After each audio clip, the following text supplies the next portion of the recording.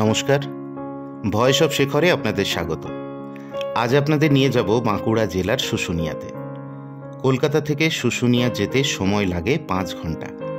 আপনারা গাড়িতে আসতে পারেন অথবা হাওড়া থেকে অযোধ্যা এক্সপ্রেস বা পুরুলিয়া এক্সপ্রেসে করে বাঁকুড়া জংশন, আবার চাইলে শালিমার থেকে আরণ্যক এক্সপ্রেস করে সেই বাঁকুড়া জংশন। তারপর মোটামুটি আধ ঘন্টা থেকে 40 মিনিট গাড়িতে জার্নি করলেই শুশুনিয়া পাহাড়। বাঁকুড়ার দ্বিতীয় উচ্চতম পাহাড় এটা। সমতল থেকে প্রায় 1450 ফুট উঁচুতে অবস্থানের।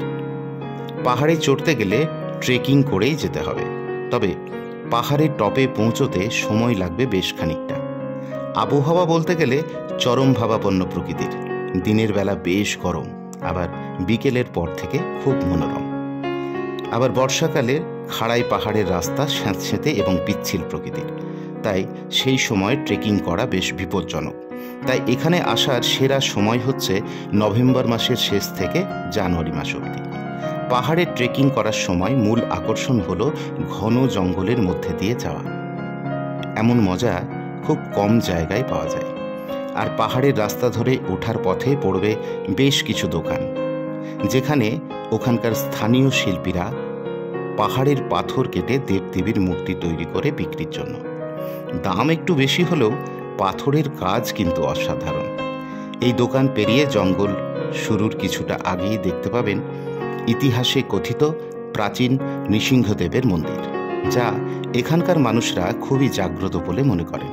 এবং এই মন্দিরের পাশ দিয়েই দেখতে পাবেন পাহাড়ের গা বেয়ে নেমে আসছে একটি ঝর্ণা। অবশেষে একটা কথাই বলবো, পাহাড়ে ট্রেকিং করার জন্য ডিহাইড্রেশন এড়াতে অবশ্যই সাথে করে পর্যাপ্ত জল রাখবেন, সাথে পাতলা পোশাক এবং পাহাড়ে ব্যবহার করার মতন টেকসই জুতো। আপনারা এখানে আসলে কোথায় খাওয়া দাওয়া করবেন, কোথায় থাকবেন, তাই কয়েকটি গেস্ট হাউসের নাম এবং নাম্বার ডেসক্রিপশন বক্সে দেওয়া রইল।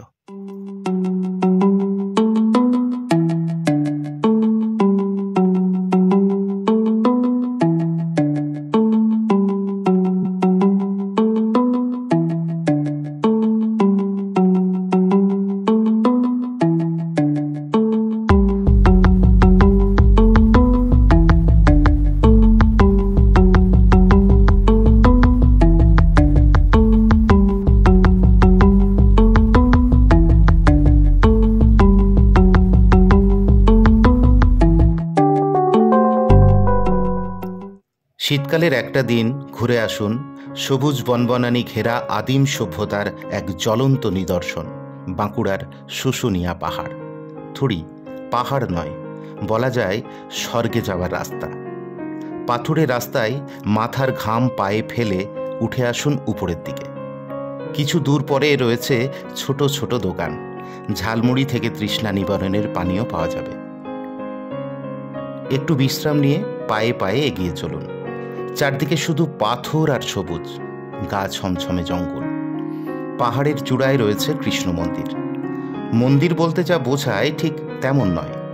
গোল করে সারিবদ্ধভাবে কেউ পাথরগুলোকে সাজিয়েছেন, আর তার ঠিক মাঝখানে বসিয়ে রেখে গেছেন একটি সুন্দর কৃষ্ণ মূর্তি। মন্দিরের প্রধান পূজারীকে তা জানা না গেলেও প্রধান ভক্ত হলেন গুটিকয় হনুমান। কোনো ভ্রমণার্থী যেন দেবতার অমর্যাদা না করে সেদিকে তাদের দৃষ্টি সজাগ।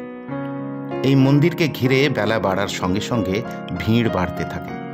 পিকনিক সঙ্গে ভ্রমণের আনন্দ নিয়ে সন্ধে নামার আগে ক্লান্ত শরীরে মনে অক্সিজেন নিয়ে ধীরে ধীরে নেমে আসুন সমতলে।